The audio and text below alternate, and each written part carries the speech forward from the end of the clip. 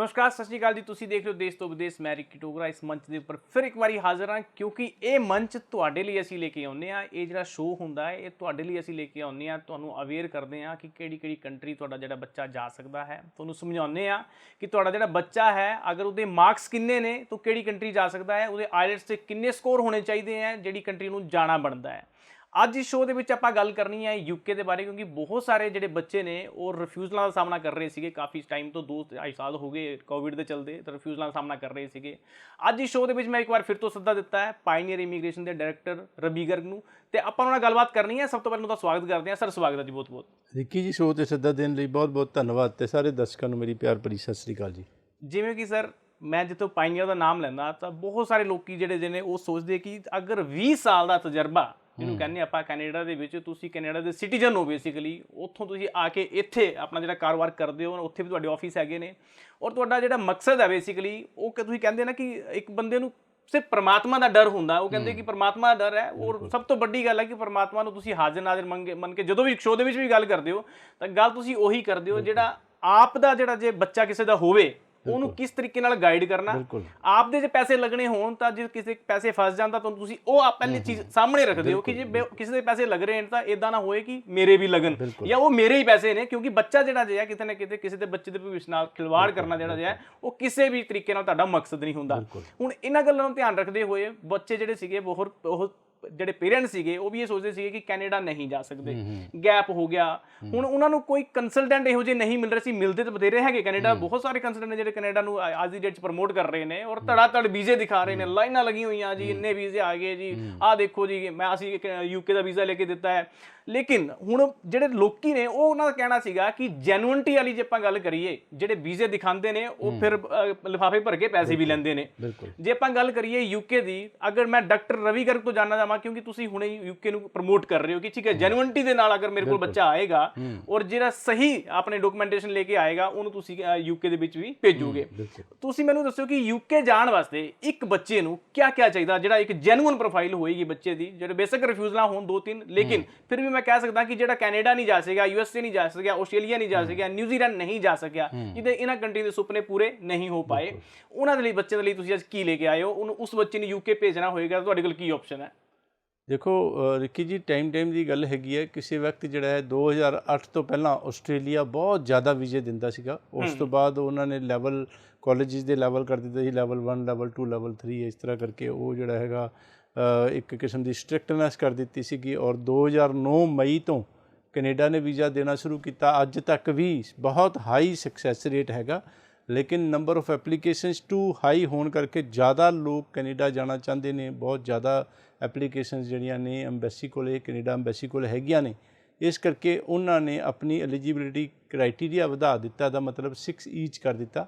ਕਿਸੇ ਵਕਤ 5.5 ਨਾਲ 2010 ਤੋਂ ਪਹਿਲਾਂ ਹੁੰਦਾ ਸੀ, ਫਿਰ ਜਿਹੜਾ ਓਵਰਆਲ 6 ਨਾਟ ਲੈਸ ਦੈਨ 5.5। ਅੱਜ ਦੇ ਦਿਨ ਜਿਹੜਾ 6 ਈਚ ਤੋਂ ਥੱਲੇ ਦਾ ਮਤਲਬ ਅਗਰ ਕਿਸੇ ਦੇ 5.5 ਇਨ ਐਨੀ ਮੋਡਿਊਲ ਹੈਗੇ ਨੇ ਤੇ ਕੈਨੇਡਾ ਵਾਸਤੇ ਫਾਈਲ ਨਹੀਂ ਲਗਾਉਣੀ ਚਾਹੀਦੀ, ਵੀਜ਼ਾ ਬਿਲਕੁਲ ਵੀ ਨਹੀਂ ਆਏਗਾ। ਸੋ ਇਹ ਜਿਹੜੇ ਇਹੋ ਜਿਹੇ ਬੱਚੇ ਨੇ ਜਿਨ੍ਹਾਂ ਦੇ ਮਾਰਕਸ ਲੋ ਨੇ, ਕੈਨੇਡਾ ਜਿਹੜਾ ਹੈ ਹੁਣ ਉਹੀ ਐਲੀਜੀਬਿਲਿਟੀ ਕ੍ਰਾਈਟੀਰੀਆ ਦੇ ਕਰਕੇ ਜ਼ਿਆਦਾ ਮਾਰਕਸ ਲੋ ਨੇ, ਉਹਨਾਂ ਦਾ ਵੀ ਵੀਜ਼ਾ ਦਾ ਜਿਹੜਾ ਕੈਨੇਡਾ ਦਾ ਰਿਸਕ ਆਏਗਾ।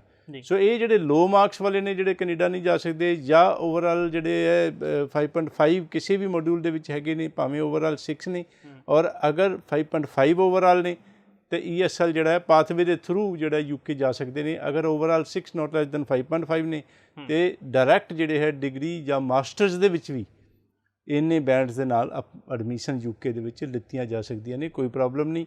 ਔਰ 25 ਤੋਂ 28 ਲੱਖ ਰੁਪਏ ਚਾਹੀਦੇ ਨੇ 28 ਡੇਜ਼ ਓਲਡ, 28 ਦਿਨ ਪੁਰਾਣੇ ਜਿਹਨੂੰ ਆਪਾਂ ਕਹਿੰਦੇ ਹਾਂ। ਤੁਸੀਂ ਕਹਿੰਦੇ ਹੋ ਕਿ 28 ਦਿਨ ਜਿਹੜੇ ਪੁਰਾਣੇ ਹੈ ਉਹ ਇੱਕ ਬੱਚੇ ਦੇ ਅਕਾਊਂਟ 'ਚ ਫੰਡਸ ਹੋਣੇ ਚਾਹੀਦੇ ਆ ਜਿਹਨੇ ਯੂਕੇ ਜਾਣਾ ਹੈ। ਬਿਲਕੁਲ। ਹੁਣ ਇਹਦੇ ਨਾਲ ਪੁੱਛਣਾ ਚਾਹਾਂਗਾ ਕਿ ਦੇਖੋ ਜਿਹਨੇ +2 ਪਾਸ ਆਊਟ ਕੀਤੀ ਹੋਈ ਹੈ, ਮੰਨ ਕੇ ਚਲੋ ਕਿ 2 ਸਾਲ ਦਾ ਗੈਪ ਹੋ ਗਿਆ, ਬਿਲਕੁਲ, ਹੁਣ ਉਸ ਬੱਚੇ ਦੇ ਲਈ ਉਹ ਯੂਕੇ ਦੇ ਵਿੱਚ ਕੀ ਪ੍ਰੋਗਰਾਮ ਹੋਏਗਾ? ਉਹਨੂੰ ਮਤਲਬ ਗ੍ਰੈਜੂਏਸ਼ਨ ਲਈ ਤੁਸੀਂ ਭੇਜੋਗੇ ਜਾਂ ਡਿਗਰੀ ਲਈ ਭੇਜੋਗੇ? ਬੱਚਾ ਕੀ ਉੱਥੇ ਜਾ ਕੇ ਕਰੇ, ਕਿ ਜਾ ਕੇ ਉੱਥੇ ਉਹਨੂੰ PR ਲੈਣੀ ਵੀ ਸੌਖੀ ਹੋ ਜਾਏ, ਕਿਉਂਕਿ ਹੁਣ ਯੂਕੇ ਦੇ ਵਿੱਚ ਆਪਸ਼ਨ ਹੈਗੀਆਂ ਨੇ। ਬੱਚਾ ਜਾ ਕੇ ਉੱਥੇ ਖੱਜਲ ਨਹੀਂ ਹੁੰਦਾ, ਵਾਪਸ ਆਉਣ ਦੀ ਚਾਂਸਸ ਘੱਟ ਨੇ, ਉੱਥੇ ਕਿ ਸੈਟਲ ਹੋ ਜਾਂਦਾ ਹੈ। ਬਿਲਕੁਲ। ਦੇਖੋ ਜਿਹੜੇ ਗ੍ਰੇਡ 12 ਨੇ, ਕਿਹੜੀ ਬੈਕਗਰਾਊਂਡ ਉਹਨਾਂ ਦੀ ਹੈਗੀ ਆ, ਉਸ ਦੇ ਹਿਸਾਬ ਦੇ ਨਾਲ ਰੈਲੇਵੈਂਟ ਪ੍ਰੋਗਰਾਮ ਦੇਵਾਂਗੇ। ਲੇਕਿਨ ਗ੍ਰੇਡ 12 ਵਾਲੇ ਜਿਹੜੇ ਬੱਚੇ ਨੇ ਉਹਨਾਂ ਨੂੰ ਡਿਗਰੀ ਦੇ ਵਿੱਚ ਭੇਜਣਾ ਹੈਗਾ, ਡਿਪਲੋਮੇ ਦੇ ਵਿੱਚ ਨਹੀਂ। ਕਿਉਂਕਿ ਪੋਸਟ ਗ੍ਰੈਜੂਏਟ ਵਰਕ ਪਰਮਿਟ ਜਿਹੜਾ ਡਿਗਰੀ ਵਾਲੇ ਸਟੂਡੈਂਟਸ ਨੂੰ ਹੀ ਮਿਲੇਗਾ। ਡਿਗਰੀ ਜਿਹੜੀ ਹੈ ਤੁਹਾਨੂੰ ਇਹੀ ਸਰ ਤੁਸੀਂ ਬਹੁਤ ਵਧੀਆ ਗੱਲ ਕੀਤੀ ਹੈ। ਇਹ ਇੱਕ ਗੱਲ ਨੋਟ ਕਰਨ ਵਾਲੀ ਹੈ, ਜਿਹੜੇ ਲੋਕੀ ਸ਼ੋਅ ਦੇਖ ਰਹੇ ਨੇ ਉਹ ਇੱਕ ਵਾਰੀ ਕਾਪੀ ਪੈਨਸਲ ਲੈ ਕੇ ਨੋਟ ਕਰ ਲਓ। ਬਹੁਤ ਸਾਰੇ ਸੋਸ਼ਲ ਮੀਡੀਆ ਪਰ ਪਲੇਟਫਾਰਮ ਤੁਸੀਂ ਐਡ ਦੇਖ ਰਹੇ ਹੋਣੇ ਆ ਕਿ ਜੀ ਪਹਿਲੇ ਦਿਨ ਤੋਂ ਸਪਾਊਸ ਜਾਏਗਾ ਔਰ ਉਹਨੂੰ ਕੰਮ ਮਿਲੇਗਾ। ਠੀਕ ਹੈ, ਕੰਮ ਮਿਲੇਗਾ, ਲੇਕਿਨ ਕੰਮ ਤਾਂ ਮਿਲੇਗਾ ਕਿਹਨੂੰ ਇਹ ਤੁਸੀਂ ਦੱਸਣਾ ਹੈ, ਕਿਉਂਕਿ ਬੇਸਿਕਲੀ ਸਪਾਊਸ ਬੇਸਿਕ ਅਲਾਉਡ ਹੈ, ਪਹਿਲੇ ਦਿਨ ਤੋਂ ਜਾ ਸਕਦਾ ਨਾਲ, ਲੇਕਿਨ ਕਿਹੜੇ ਪ੍ਰੋਗਰਾਮ ਦੇ ਵਿੱਚ ਜਿਹੜਾ ਜੇ ਹੈ ਸਪਾਊਸ ਨੂੰ ਪਰਮਾਨੈਂਟ ਵਰਕ ਜਿਹੜਾ ਜੇ ਅਲਾਉਡ ਹੈ, ਇਹ ਤੁਸੀਂ ਜਿਹੜਾ ਲੋਕਾਂ ਨੂੰ ਸਮਝਾਓ, ਕਿਉਂਕਿ ਲੋਕਾਂ ਦੇ ਵਿੱਚ ਬਹੁਤ ਕਨਫਿਊਜ਼ਨ ਹੈ। ਲੋਕੀ ਕਹਿੰਦੇ ਕਿ ਸਾਨੂੰ ਯੂਕੇ ਇੱਕ ਵਾਰੀ ਚਲੇ ਗਏ ਕੰਮ ਆਪੇ ਲੱਭ ਲਾਂਗੇ, ਇਹ ਨਹੀਂ ਪਤਾ ਕਿ ਉੱਥੇ ਜਾ ਕੇ ਕਰਨਾ ਕੀ ਹੈ, ਕਿੰਨੀ ਦੇਰ ਕੰਮ ਅਲਾਉਡ ਹੈ। ਬਿਲਕੁਲ, ਦੇਖੋ ਜਿਹੜਾ ਦੇਖੋ ਰਿਕੀ ਜੀ ਇੱਕ ਚੀਜ਼ ਹੁੰਦੀ ਹੈ ਕਿ ਲੀਗਲੀ ਕੀ ਅਲਾਉਡ ਹੈ। ਅਗਰ ਉਲਟ ਪੁਲਟ ਤਰੀਕੇ ਨਾਲ ਕਰਨਗੇ ਰਿਸਕ ਆਏਗਾ ਔਰ ਫਿਰ ਕਿੰਨੇ ਬੰਦਿਆਂ ਦੇ ਉੱਪਰ ਇਸ ਤਰ੍ਹਾਂ ਦਾ ਕੋਈ ਐਕਸ਼ਨ ਹੋ ਜਾਏਗਾ, ਕਿਹਾ ਨਹੀਂ ਜਾ ਸਕਦਾ। ਲੇਕਿਨ ਇਹ ਜਿਹੜਾ ਆਪਾਂ ਗੱਲ ਕਰਦੇ ਪਏ ਹਾਂ ਰਿਕੀ ਜੀ, ਜਿਹੜੀ ਲੀਗਲੀ ਜਿਹੜਾ ਹੈ ਯੂਕੇ BA ਜਿਹੜੀ ਹੈਗੀ ਹੈ ਯੂਕੇ ਐਮਬੈਸੀ ਵੱਲੋਂ ਜਿਹੜਾ ਹੈ ਲੀਗਲੀ ਅਲਾਉਡ ਕੀ ਹੈਗਾ। ਸੋ ਗ੍ਰੇਡ 12 ਵਾਲੇ ਜਿਹੜੇ ਨੇ ਬੱਚੇ ਉਹਨਾਂ ਨੂੰ ਡਿਗਰੀ ਦੇ ਵਿੱਚ ਭੇਜਾਂਗੇ, ਲੇਕਿਨ ਉਹਨਾਂ ਦੇ ਨਾਲ ਜਿਹੜੇ ਸਪਾਊਸ ਜਿਹੜੇ ਨੇ ਉਹਨਾਂ ਨੂੰ ਓਪਨ ਵਰਕ ਪਰਮਿਟ ਨਹੀਂ ਮਿਲੇਗਾ। ਜਦੋਂ ਡਿਗਰੀ 3 ਸਾਲ ਦੀ ਵੀ ਹੈ 4 ਸਾਲ ਦੀ ਵੀ ਹੈ, ਇਹ ਗ੍ਰੇਡ 12 ਵਾਲੇ ਸਟੂਡੈਂਟਸ ਨੂੰ ਡਿਗਰੀ ਵਿੱਚ ਭੇਜਾਂਗੇ। ਡਿਗਰੀ ਪੂਰੀ ਕਰਨ ਤੋਂ ਬਾਅਦ ਉਹਨਾਂ ਨੂੰ ਪੋਸਟ ਗ੍ਰੈਜੂਏਟ ਵਰਕ ਪਰਮਿਟ ਮਿਲੇਗਾ 2 ਸਾਲ ਦਾ ਜੀ। ਉਸ ਜਿਹੜਾ ਹੈ ਪੋਸਟ ਗ੍ਰੈਜੂਏਟ ਵਰਕ ਪਰਮਿਟ ਦੇ ਦੌਰਾਨ ਜਿਹੜਾ ਹੈਗਾ ਜਦੋਂ ਇਹ ਸ਼ੁਰੂ ਹੋ ਗਿਆ ਤੇ ਫਿਰ ਸਪਾਊਸ ਨੂੰ ਓਪਨ ਵਰਕ ਪਰਮਿਟ ਮਿਲੇਗਾ। ਜਿਹੜੇ ਗ੍ਰੇਡ 12 ਵਾਲੇ ਜਦੋਂ ਇਹ ਡਿਗਰੀ ਕਰਦੇ ਪਏ ਨੇ ਉਦੋਂ ਉਹਨਾਂ ਦੇ ਜਿਹੜੇ ਸਪਾਊਸ ਨੂੰ ਵਿਜ਼ਿਟਰ ਵੀਜ਼ਾ ਤੇ ਜਾਣਾ ਪਏਗਾ, ਜਦੋਂ ਕਿ ਵਰਕ ਉਹਨਾਂ ਨੂੰ ਅਲਾਉਡ ਨਹੀਂ ਹੈਗਾ। ਨਹੀਂ ਮਤਲਬ ਉੱਥੇ ਜਾ ਕੇ ਜਿਹੜਾ ਜੇ ਹੈ ਉਹਨਾਂ ਦਾ ਸਪਾਊਸ ਕੰਮ ਨਹੀਂ ਕਰ ਸਕਦਾ। ਅਗਰ ਕਿਸੇ ਹਸਬੈਂਡ ਨੇ ਆਪਣੀ ਵਾਈਫ ਨੂੰ ਨਾਲ ਲੈ ਕੇ ਜਾਣਾ ਤਾਂ ਵਾਈਫ ਉਹਦੀ ਕੰਮ ਨਹੀਂ ਕਰ ਸਕਦੀ ਲੀਗਲੀ ਤੌਰ ਤੇ। ਅਗਰ ਕਿਸੇ ਵਾਈਫ ਨੇ ਸਟੱਡੀ ਲਈ ਜਾਣਾ ਹੈ ਔਰ ਉਹਦੇ ਹਸਬੈਂਡ ਉਹਦੇ ਨਾਲ ਜਾਣਾ ਚਾਹੁੰਦਾ ਹੈ ਤਾਂ ਉਹ ਵੀ ਉੱਥੇ ਲੀਗਲੀ ਤੌਰ ਤੇ ਤੁਸੀਂ ਕਹਿ ਰਹੇ ਹੋ ਕੰਮ ਨਹੀਂ ਕਰ ਸਕਦਾ। ਬਿਲਕੁਲ। ਬਾਕੀ ਇਹ ਹੈ ਕਿ ਅਗਰ ਮਾਸਟਰ ਜਿਸਨੇ ਜੋ ਗ੍ਰੈਜੂਏਟਸ ਨੇ ਉਹਨਾਂ ਨੂੰ ਮਾਸਟਰਸ ਵਾਸਤੇ ਭੇਜਾਂਗੇ, ਜਿਹੜਾ ਕਿ 1 ਸਾਲ ਦੀ ਵੀ ਹੈ ਕਈ ਥਾਂ ਤੇ 2 ਸਾਲ ਦੀ ਮਾਸਟਰਸ ਹੈ। ਭਾਵੇਂ 1 ਸਾਲ ਦੀ ਮਾਸਟਰਸ ਦੀ ਪੜ੍ਹਾਈ ਕੀਤੀ ਹੈ, ਭਾਵੇਂ 2 ਸਾਲ ਦੀ post graduate work permit again 2 ਸਾਲ ਦਾ ਮਿਲੇਗਾ। ਲੇਕਿਨ ਚੰਗੀ ਗੱਲ ਇਹ ਹੈ ਕਿ ਮਾਸਟਰਸ ਦੀ ਪੜ੍ਹਾਈ ਕਰਨ ਵਾਲੇ ਜਿਹੜੇ ਸਟੂਡੈਂਟਸ ਜਾਣਗੇ ਉਹਨਾਂ ਦੇ ਸਪਾਊਸ ਨੂੰ post graduate work permit during studies ਹੀ ਜਦੋਂ ਪੜ੍ਹਾਈ ਕਰਦੇ ਪਏ ਨੇ, ਜਿਸ ਤਰ੍ਹਾਂ ਕੈਨੇਡਾ ਦੇ ਵਿੱਚ ਮੇਨ ਐਪਲੀਕੈਂਟ ਪੜ੍ਹਾਈ ਕਰਦਾ ਪਿਆ ਜਦੋਂ, ਬਿਲਕੁਲ ਉਦੋਂ ਜਿਹੜਾ ਉਹਨਾਂ ਨੂੰ ਜਿਹੜਾ ਪੋਸਟ ਗ੍ਰੈਜੂਏਟ ਵਰਕ ਪਰਮਿਟ ਮਿਲੇਗਾ। ਔਰ ਆਫ ਕੋਰਸ ਜਦੋਂ ਉਹ ਵਰਕ ਪਰਮਿਟ ਤੇ ਹੋਣਗੇ ਪੋਸਟ ਗ੍ਰੈਜੂਏਟ ਵਰਕ ਪਰਮਿਟ ਤੇ ਫਿਰ ਵੀ ਜਿਹੜਾ ਸਪਾਊਸ ਨੂੰ ਵਰਕ ਪਰਮਿਟ ਮਿਲੇਗਾ ਜੀ। ਇੱਕ ਸਰ ਬਹੁਤ ਸਾਰੇ ਲੋਕਾਂ ਦੇ ਵਿੱਚ ਨਾ ਜਦੋਂ ਯੂਕੇ ਦੀ ਗੱਲ ਆਉਂਦੀ ਹੈ ਤਾਂ ਲੋਕਾਂ ਦੇ ਦਿਮਾਗ 'ਚ ਵੈਸੇ ਆ ਜਾਂਦਾ ਕਿ ਵਿਦਆਊਟ ਆਈਲੈਟਸ। ਬਹੁਤ ਬੜੀ ਐਡ ਆਪਾਂ ਦੇਖਦੇ ਹਾਂ, ਇਹੀ ਗੱਲ ਜੀ USA ਦੀ ਵੀ ਕਰਾਂ ਤਾਂ USA ਦੇ ਵਿੱਚ ਵੀ ਲੋਕੀ ਸੋਚਦੇ ਨੇ ਵਿਦਆਊਟ ਆਈਲੈਟਸ ਅਵੇਲੇਬਲ ਹੈ। ਲੇਕਿਨ ਮੈਂ ਯੂਕੇ ਦੀ ਗੱਲ ਕਰਾਂਗਾ, USA ਹਾਲੇ ਨਹੀਂ ਛੇੜਾਂਗਾ ਕਿਉਂਕਿ USA ਦਾ ਬਹੁਤ ਲੰਬਾ ਚੈਪਟਰ ਹੈ, ਉਹ ਆਪਾਂ ਮਤਲਬ ਇੱਕ ਚੀਜ਼ ਵੀ ਕੰਪਲੀਟ ਨਹੀਂ ਹੋ ਪਾਏਗੀ। ਲੇਕਿਨ ਇੱਥੇ ਜੇ ਗੱਲ ਕਰਾਂਗਾ ਵਿਦਆਊਟ ਆਈਲੈਟਸ ਨੂੰ ਬਹੁਤ ਸਾਰੇ ਬੱਚੇ ਇਹਦੇ 'ਚ ਕਿਸੇ ਨਾ ਕਿਸੇ ਧੋਖੇ ਦਾ ਸ਼ਿਕਾਰ ਵੀ ਹੁੰਦੇ ਨੇ। ਉਹਨਾਂ ਨੂੰ ਇਹ ਲੱਗਦਾ ਕਿ ਯਾਰ ਆਈਲੈਟਸ ਦੀ ਲੋੜ ਹੀ ਨਹੀਂ ਹੈ, ਯੂਕੇ ਜਾਣਾ ਹੈ ਆਪਾਂ ਤਾਂ ਕਿਸੇ ਵੀ ਬਹਾਨੇ ਨਾਲ, ਆਈਲੈਟਸ ਦੀ ਲੋੜ ਹੀ ਨਹੀਂ ਹੈ, ਬੇਸਿਕਲੀ ਟੈਸਟ ਦੇਣ ਦੀ ਲੋੜ ਨਹੀਂ ਹੈ। ਤੁਸੀਂ ਇਹ ਸਮਝਾਓ ਕਿ ਜਿਹੜਾ ਬੱਚਾ ਵਿਦਆਊਟ ਆਈਲੈਟਸ ਜਾਣਾ ਚਾਹੁੰਦਾ ਹੈ ਉਹਦੇ ਲਈ ਐਲੀਜੀਬਿਲਿਟੀ ਕ੍ਰਾਈਟੇਰੀਆ ਕੀ ਹੈ ਯੂਕੇ ਦਾ? ਬਿਲਕੁਲ, ਦੇਖੋ ਜੀ ਜਿਹੜੇ ਗ੍ਰੇਡ 12 ਵਾਲੇ ਬੱਚੇ ਨੇ CBSE ਜਾਂ ICSE ਤੋਂ ਜਿਨ੍ਹਾਂ ਨੇ ਕੀਤੀ ਹੈ ਗ੍ਰੇਡ 12, ਉਹਨਾਂ ਦੇ ਇੰਗਲਿਸ਼ ਦੇ ਵਿੱਚ ਅਗਰ 70% ਮਾਰਕਸ ਹੈਗੇ ਨੇ ਗ੍ਰੇਡ 12 ਦੇ ਵਿੱਚ 70% ਨੰਬਰ ਹੋਣੇ ਚਾਹੀਦੇ ਆ, ਤੇ ਫਿਰ ਜਿਹੜੇ 70% ਮਾਰਕਸ ਵਾਲੇ ਬੱਚੇ ਜਿਹੜੇ ਆ ਵਿਦਆਊਟ ਜਿਹੜੀ ਆਈਲੈਟਸ ਦੇ ਟੈਸਟ ਦੇ ਉਹਨਾਂ ਦੀ ਐਡਮਿਸ਼ਨ ਹੋ ਜਾਏਗੀ, ਕੋਈ ਪ੍ਰੋਬਲਮ ਨਹੀਂ। ਅਗਰ ਪੰਜਾਬ ਸਕੂਲ ਕਿਸੇ ਵੀ ਸਟੇਟ ਬੋਰਡ ਤੋਂ ਕੀਤੀ ਹੈ ਤੇ 80% ਮਾਰਕਸ ਅਗਰ ਹੈਗੇ ਨੇ ਤੇ ਉਹਨਾਂ ਦੀ ਐਡਮਿਸ਼ਨ ਯੂਨੀਵਰਸਿਟੀਜ਼ ਦੇ ਕਾਲਜ ਵਿੱਚ ਹੋ ਜਾਏਗੀ। ਲੇਕਿਨ ਯੂਨੀਵਰਸਿਟੀ ਤੋਂ ਜਿਹੜੇ ਇੰਸਟੀਟਿਊਸ਼ਨ ਤੋਂ ਉਹਨਾਂ ਦੀ ਇੰਟਰਵਿਊ ਬਹੁਤ ਹਾਈ ਚਾਂਸਿਸ ਨੇ ਉਹ ਇੰਟਰਵਿਊ ਲੈਣਗੇ, ਫਿਰ ਹੀ ਉਹ ਜਿਹੜੇ ਨੇ ਐਡਮਿਸ਼ਨ ਲੈਟਰ ਦੇਣਗੇ। ਔਰ ਕਈ ਵਾਰ ਇੰਸਟੀਟਿਊਸ਼ਨ ਨਹੀਂ ਲੈਂਦੇ ਜਾਂ ਇੰਸਟੀਟਿਊਸ਼ਨ ਵੀ ਲੈ ਲੈਂਦੇ ਨੇ ਤੇ ਅੰਬੈਸੀ ਵੀ, ਦੋਨੋਂ ਉਹਨਾਂ ਦੀ ਵਿਦਆਊਟ ਆਈਲੈਟਸ ਵਾਲੇ ਬੱਚੇ ਜਿਨ੍ਹਾਂ ਨੇ ਆਈਲੈਟਸ ਨਹੀਂ ਕੀਤੀ ਹੈ ਉਹਨਾਂ ਨੂੰ ਐਡਮਿਸ਼ਨ ਹੋ ਜਾਏਗੀ, ਲੇਕਿਨ ਇੰਟਰਵਿਊ ਦਾ ਸਾਹਮਣਾ ਕਰਨਾ ਪੈ ਸਕਦਾ ਜੀ। ਹੁਣ ਇਸ ਗੱਲ ਦੇ ਉੱਪਰ ਮੈਂ ਆਵਾਂਗਾ ਕਿਉਂਕਿ ਬਹੁਤ ਸਾਰੇ ਪੇਰੈਂਟਸ ਜਿਹੜੇ ਨਾ ਸਰ ਕਿਤੇ ਨਾ ਕਿਤੇ ਕਨਫਿਊਜ਼ ਹੁੰਦੇ ਨੇ। ਬੱਚੇ ਦੇ ਉੱਪਰ ਉਹਨਾਂ ਪੈਸਾ ਲਗਾਉਣਾ ਹੁੰਦਾ, ਤੁਸੀਂ ਦੱਸਿਆ ਵੀ ਹੈ ਕਿ 28 ਦਿਨ ਪੁਰਾਣੇ ਫੰਡ ਚਾਹੀਦੇ ਨੇ, ਘੱਟੋ ਘੱਟ 28 ਲੱਖ ਦੇ ਜਿਹੜਾ ਆਸ-ਪਾਸ ਜਿਹੜਾ ਪੈਸਾ ਲੱਗ ਜਾਂਦਾ ਤੇ 28 ਲੱਖ ਰੁਪਏ ਛੋਟੀ ਮੋਟੀ ਅਮਾਊਂਟ ਨਹੀਂ ਹੈ, ਕਾਫੀ ਵੱਡੀ ਅਮਾਊਂਟ ਹੈ। ਜੇ ਆਪਾਂ ਹੁਣ ਗੱਲ ਕਰਦੇ ਹਾਂ ਪੰਜਾਬ ਸਕੂਲ ਐਜੂਕੇਸ਼ਨ ਬੋਰਡ ਦੀ, ਹੁਣ ਤੁਸੀਂ ਕਿਹਾ ਕਿ 80% ਜਿਹੜੇ ਨੰਬਰ ਹੈ ਉਹ ਪੰਜਾਬ ਸਕੂਲ ਦੇ ਹੋਣੇ ਚਾਹੀਦੇ ਆ ਇੰਗਲਿਸ਼ ਦੇ ਵਿੱਚ। ਲੇਕਿਨ ਜਿਹੜੇ ਬੱਚੇ ਯੂਕੇ ਅੱਜ ਦੀ ਡੇਟ 'ਚ ਮੈਂ ਦੇਖ ਰਿਹਾ ਜਿਹੜੇ ਜਾ ਰਹੇ ਨੇ ਉਹਨਾਂ ਕੋਲ 80% ਨੰਬਰ ਹੈ ਨਹੀਂ, ਤੇ ਉਹ ਉਹਨਾਂ ਦਾ ਜਾਣ ਦਾ ਤਰੀਕਾ ਕੀ ਕਿ ਉਹ ਕਿਆ ਕਰਦੇ ਹੋਣਗੇ, ਜਿਹੜੇ ਕੰਸਲਟੈਂਟ ਜਿਨ੍ਹਾਂ ਕੋਲ ਅਪਲਾਈ ਕਰਦੇ ਨੇ ਉਹ ਕੀ ਇਹੋ ਜਿਹਾ ਉਹਨਾਂ ਕੋਲ ਜਾਦੂ ਮੰਤਰ ਹੈਗਾ ਹੈ ਕਿ ਉਹ 80% ਨੰਬਰ ਵਿਦਆਊਟ, ਜਿਨ੍ਹਾਂ ਦੇ 80% ਨੰਬਰ ਨਹੀਂ ਵੀ ਹੈਗੇ ਨੇ ਉਹ ਵੀ ਵਿਦਆਊਟ ਆਈਲੈਟਸ ਭੇਜ ਰਹੇ ਨੇ। ਬਿਲਕੁਲ, ਦੇਖੋ ਇਸ ਤਰ੍ਹਾਂ ਤੇ ਬਹੁਤ ਕੁਝ ਜਿਹੜਾ ਹੈ, ਜਿਨ੍ਹਾਂ ਕੋਲ ਪੈਸੇ ਨਹੀਂ ਵੀ ਹੈਗੇ 28 ਦਿਨ ਪੁਰਾਣੇ, ਉਹ ਵੀ ਕੁਛ ਨਾ ਕੁਛ ਇਸ ਤਰ੍ਹਾਂ ਕੰਸਲਟੈਂਟ ਕਰ ਦਿੰਦੇ ਨੇ, ਅਰੇਂਜਮੈਂਟ ਜਿਹਨੂੰ ਕਹਿੰਦੇ ਆਪਾਂ, ਉਹ ਉਲਟੇ ਪੁਲਟੇ ਤਰੀਕੇ ਨਾਲ ਕਈ ਕੁਛ ਹੋ ਜਾਂਦਾ ਹੈ। ਤੇ ਉਹ ਜਿਹੜਾ ਹੈਗਾ ਜਿਨ੍ਹਾਂ ਦੇ ਨਹੀਂ ਵੀ ਮਾਰਕਸ ਹੈਗੇ, ਉਹ ਵੀ ਮਤਲਬ ਕਿਸੇ ਵਜ੍ਹਾ ਜਾਲੀ ਡਾਕੂਮੈਂਟ, ਗਲਤ ਮਤਲਬ ਰਸਤੇ ਜਿਹੜੇ ਨੇ, ਜਿਹੜੀ ਕਿ ਪਾਇਨੀਅਰ ਇਮੀਗ੍ਰੇਸ਼ਨ ਕਦੇ ਵੀ ਨਹੀਂ ਨਾ ਕਦੇ ਕੀਤਾ ਨਾ ਕਰਨਾ ਹੈਗਾ। ਸੋ ਇਹ ਜਿਹੜੀ ਰਿਕੁਆਇਰਮੈਂਟਸ ਨੇ, ਉਹ ਜੈਨੂਅਨ ਸਟੂਡੈਂਟਸ ਜਿਹੜੇ ਰਿਕੁਆਇਰਮੈਂਟਸ ਮੀਟ ਕਰਨਗੇ, ਉਹਨਾਂ ਦੇ ਇੰਨੇ ਮਾਰਕਸ ਹੋਣਗੇ, ਉਹੀ ਕਾਲਜ ਯੂਨੀਵਰਸਿਟੀਜ਼ ਜਿਹੜੀਆਂ ਅਲਾਉ ਕਰਦੇ ਨੇ। ਔਰ ਤੁਸੀਂ ਰਿੱਕੀ ਜੀ ਇਹ ਤਾਂ ਸਾਰਿਆਂ ਨੂੰ ਪਤਾ ਹੈਗਾ ਕਿ ਪੰਜਾਬ ਜਿਹੜਾ ਹੈਗਾ ਉਹ ਕਾਫੀ ਸਾਰੇ ਜਿਹੜੇ ਕਾਲਜ ਯੂਨੀਵਰਸਿਟੀਜ਼ ਇਹੋ ਜਿਹੇ ਨੇ ਜਿਹੜੇ ਕਿ ਜਿਨ੍ਹਾਂ ਨੇ ਪੰਜਾਬ ਤੋਂ ਐਡਮਿਸ਼ਨਸ ਟੋਟਲੀ ਬੰਦ ਕਰ ਦਿੱਤੀਆਂ। ਇਸ ਖਤਰੇ ਨੂੰ ਬਿਲਕੁਲ ਇਸ ਖਤਰੇ ਨੂੰ ਭਾਪਦੇ ਹੋਏ ਆਸਟ੍ਰੇਲੀਆ ਵਿੱਚ ਵੀ ਹੈਗੇ ਨੇ ਔਰ ਯੂਕੇ ਵਿੱਚ ਵੀ ਹੈਗੇ ਨੇ, ਜਿਹੜੇ ਕਿ ਕਹਿੰਦੇ ਕਿ ਅਸੀਂ ਪੰਜਾਬ ਤੋਂ ਸਟੂਡੈਂਟਸ ਨਹੀਂ ਲੈਣੇ ਕਿਉਂਕਿ ਉੱਥੇ ਫਰਾਡ ਦਾ ਖਤਰਾ ਬਹੁਤ ਜ਼ਿਆਦਾ ਹੈਗਾ, ਫਰਾਡੂਲੈਂਟ ਡਾਕੂਮੈਂਟਸ, ਫਰਾਡੂਲੈਂਟ ਫੰਡਸ। ਸੋ ਇਹ ਚੀਜ਼ ਤਾਂ ਹੋਣੀ ਨਹੀਂ ਚਾਹੀਦੀ, ਬਿਲਕੁਲ ਧਿਆਨ ਰੱਖ ਕੇ। ਔਰ ਪਾਇਨੀਅਰ ਇਮੀਗ੍ਰੇਸ਼ਨ ਬਿਲਕੁਲ ਨਹੀਂ, ਲੇਕਿਨ ਇਹ ਜਿਹੜੀ ਤੁਸੀਂ ਇੱਕ ਜੀ ਗੱਲ ਪੁੱਛੀ ਸੀ, ਜਿਹੜੇ ਰਿਕੁਆਇਰਮੈਂਟਸ, ਇਹ ਰਿਕੁਆਇਰਮੈਂਟਸ ਹੈਗੀਆਂ ਨੇ ਜਿਹੜੀਆਂ ਮੈਂ ਦੱਸੀਆਂ, ਔਰ ਜਿਹੜੇ ਮੀਟ ਕਰਦੇ ਨੇ ਉਹਨਾਂ ਨੂੰ ਹੀ ਅਸੀਂ ਜਿਹੜਾ ਹੈ ਵਿਦਆਊਟ ਆਈਲੈਟਸ ਜਾਂ ਅੱਗੇ ਐਡਮਿਸ਼ਨਸ ਔਰ ਵੀਜ਼ਾ ਦੇ ਚਾਂਸਿਸ ਹੋਣਗੇ ਜੀ। ਹੁਣ ਸਰ ਗੱਲ ਆਉਂਦੀ ਹੈ PR ਦੀ, ਬਾਕੀ ਕੰਟਰੀ ਦੀ ਮੈਂ ਗੱਲ ਕਰਾਂ, USA ਦੀ ਗੱਲ ਕਰਾਂ, ਚਾਹੇ ਨਿਊਜ਼ੀਲੈਂਡ ਦੀ ਗੱਲ ਕਰਾਂ, ਆਸਟ੍ਰੇਲੀਆ ਦੀ ਗੱਲ ਕਰਾਂ, ਜਾਂ ਮੈਂ ਕੈਨੇਡਾ ਦੀ ਗੱਲ ਕਰਾਂ। ਕੈਨੇਡਾ ਤਾਂ ਚਲੋ ਹੈ ਹੀ ਇੱਕ ਜਿਹੜੀ ਚੁਆਇਸ ਜਿਹੜੀ ਜੇ ਬੱਚੇ ਦੀ ਪਹਿਲੀ ਕੈਨੇਡਾ ਹੀ ਹੁੰਦੀ ਹੈ, ਉਸ ਤੋਂ ਬਾਅਦ ਅਦਰ ਕੰਟਰੀਜ਼ ਵੱਲ ਬੱਚਾ ਝਾਕਦਾ ਹੈ। ਲੇਕਿਨ ਜੇ ਮੈਂ ਗੱਲ ਕਰਾਂ UK ਦੀ, ਤਾਂ ਇੱਥੇ ਜਾ ਕੇ ਬੱਚਾ PR ਜਦੋਂ ਲੈਂਦਾ ਹੈ ਈਜ਼ੀਲੀ ਹੈ। ਵੈਸੇ ਅੱਜ ਦੀ ਡੇਟ 'ਚ ਆਪਸ਼ਨ ਹੈ PR ਦੀ, ਇੱਦਾਂ ਨਾ ਹੋਏ ਕਿ ਬਾਅਦ 'ਚ 5-7 ਸਾਲ 10 ਸਾਲ ਬਾਅਦ ਉਹਨੂੰ ਵਾਪਸ ਆਉਣਾ ਪਏ, ਫਿਰ ਇੱਥੇ ਆ ਕੇ ਬੱਚਾ ਪਰੇਸ਼ਾਨ ਹੁੰਦਾ ਹੈ। ਮਤਲਬ ਤੁਸੀਂ ਅਗਰ ਦੇਖੋਗੇ ਤਾਂ ਕਿਹੜੇ ਕੋਰਸ ਦੇ ਵਿੱਚ ਜਾਂ ਕਿਹੜੀ ਯੂਨੀਵਰਸਿਟੀ ਕਾਲਜ ਹੈਗੇ ਨੇ ਜਿੱਥੇ PR ਜਾ ਕੇ ਅੱਗੇ ਜਾ ਕੇ ਬੰਦਾ PR ਲੈ ਸਕਦਾ ਹੈ? ਬਿਲਕੁਲ ਰਿੱਕੀ ਜੀ, ਉੱਥੇ ਜਿਹੜੇ ਇੱਕ ਮੋਟੀ ਜੀ ਗੱਲ ਕਰੀਏ ਤੇ 5 ਸਾਲ ਕੰਮ ਕਰਨ ਤੋਂ ਬਾਅਦ ਜਿਹੜੇ ਸਟੂਡੈਂਟਸ ਨੇ ਉਹ ਵਰਕ ਪਰਮਿਟ ਤੇ ਹੋ ਜਾਣ ਔਰ 5 ਸਾਲ ਕੰਮ ਕਰ ਲੈਣ ਤੇ ਫਿਰ ਉਹਨਾਂ ਨੂੰ PR ਮਿਲ ਜਾਏਗੀ, ਕੋਈ ਪ੍ਰੋਬਲਮ ਨਹੀਂ ਹੈਗੀ। ਥੋੜ੍ਹਾ ਜਿਹਾ ਲੰਬਾ ਟਾਈਮ ਹੈਗਾ, ਹੌਸਲਾ ਤਸੱਲੀ ਦੇ ਨਾਲ ਐਜੂਕੇਸ਼ਨ ਕੰਪਲੀਟ ਕਰਨੀ ਹੈ, ਪੋਸਟ ਗ੍ਰੈਜੂਏਟ ਵਰਕ ਪਰਮਿਟ ਲੈਣਾ ਹੈਗਾ, ਫਿਰ ਜੌਬ ਲੈਣੀ ਹੈਗੀ ਹੈ। ਜੌਬ ਸਹੀ ਤਰੀਕੇ ਨਾਲ ਚੰਗੀ ਤਰ੍ਹਾਂ ਕਰਕੇ ਅੱਗੇ ਵਰਕ ਪਰਮਿਟ ਐਕਸਟੈਂਸ਼ਨ ਕਰਵਾ ਕੇ, ਕਿਉਂਕਿ 2 ਸਾਲ ਦਾ ਪੜ੍ਹਾਈ ਤੋਂ ਬਾਅਦ ਕਿਆ ਗ੍ਰੈਜੂਏਸ਼ਨ ਵਾਸਤੇ ਜਾ ਰਹੇ ਕਿ ਮਾਸਟਰਸ ਵਾਸਤੇ 2 ਸਾਲ ਦਾ ਜਿਹੜਾ ਵਰਕ ਪਰਮਿਟ ਮਿਲੇਗਾ, ਪੋਸਟ ਗ੍ਰੈਜੂਏਟ ਵਰਕ ਪਰਮਿਟ। ਔਰ ਉਸ ਤੋਂ ਬਾਅਦ ਜਦੋਂ ਤੁਹਾਡੀ ਜੌਬ ਚੱਲਦੀ ਹੋਏਗੀ ਤੇ ਫਿਰ ਉਹਨਾਂ ਦਾ ਵਰਕ ਪਰਮਿਟ ਐਕਸਟੈਂਸ਼ਨ ਹੋ ਕੇ 5 ਸਾਲ ਵਰਕ ਐਕਸਪੀਰੀਅੰਸ ਦਿਖਾ ਕੇ ਤੇ PR ਹੋ ਸਕਦੀ ਹੈ। ਹੁਣ ਸਰ UK ਦਾ ਚੈਪਟਰ ਜਿਹੜਾ ਜਿਹਾ ਉਹ ਬਹੁਤ ਸਾਰੇ ਬੱਚਿਆਂ ਨੂੰ ਸਮਝ ਆ ਗਿਆ ਹੋਣਾ, ਕਿਉਂਕਿ ਜਿਨ੍ਹਾਂ ਨੇ ਜੈਨੂਅਨ ਤਰੀਕੇ ਨਾਲ UK ਜਾਣਾ ਨਾ ਉਹ ਪੱਕਾ ਕਾਲ ਕਰਨਗੇ, ਉਹਨਾਂ ਦੇ ਪੇਰੈਂਟਸ ਜਿਹੜੇ ਨੇ ਪੱਕਾ ਕਾਲ ਕਰਨੇ। ਔਰ ਜਿਨ੍ਹਾਂ ਨੇ ਘਾਲਾ ਮਾਲਾ ਕਰਕੇ ਜਾਣਾ ਹੈ, ਮਤਲਬ ਇੱਧਰੋਂ ਉੱਧਰੋਂ ਫੜਾ ਕੇ ਜਾਣਾ ਹੈ, ਉਹ ਮੈਨੂੰ ਲੱਗਦਾ ਕਿ ਸ਼ਾਇਦ ਦੂਰ ਹੀ ਰਹਿਣ ਪਾਇਨੀਅਰ ਇਮੀਗ੍ਰੇਸ਼ਨ ਤੋਂ, ਉਹ ਕੋਈ ਹੋਰ ਰਸਤਾ ਦੇਖ ਲੈਣ। ਇਸ ਤੋਂ ਬਾਅਦ ਗੱਲ ਆਉਂਦੀ ਹੈ ਆਸਟ੍ਰੇਲੀਆ ਦੀ, ਕਿਉਂਕਿ ਬੱਚੇ ਅਗਰ ਗੱਲ ਕਰੀਏ ਤਾਂ ਆਸਟ੍ਰੇਲੀਆ ਵੀ ਇੱਕ ਅੱਛੀ ਹੈ ਮਤਲਬ ਡੈਸਟੀਨੇਸ਼ਨ ਹੈ ਬੱਚਿਆਂ ਦੇ ਵਾਸਤੇ, ਕਿਉਂਕਿ ਉੱਥੇ ਜਾ ਕੇ ਬੱਚਾ ਸੈਟਲ ਹੁੰਦਾ, ਕਮਾਈ ਅੱਛੀ ਹੈਗੀ। ਅੱਜ ਦੀ ਆਸਟ੍ਰੇਲੀਆ ਨੇ ਬਹੁਤ ਸਾਰੀਆਂ ਆਪਸ਼ਨਾਂ ਦਿੱਤੀਆਂ ਨੇ ਸਟੂਡੈਂਟਾਂ ਵਾਸਤੇ।